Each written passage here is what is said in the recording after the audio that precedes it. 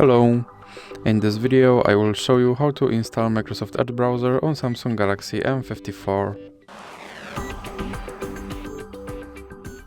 So you have to start by opening your Google Play Store, then click on search bar and type in Edge. Now click search and click install.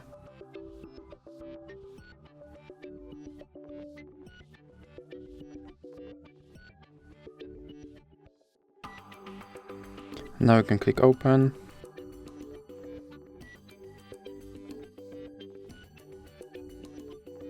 And here you can set this browser as your default browser, or you can click not now, and here you have to click confirm.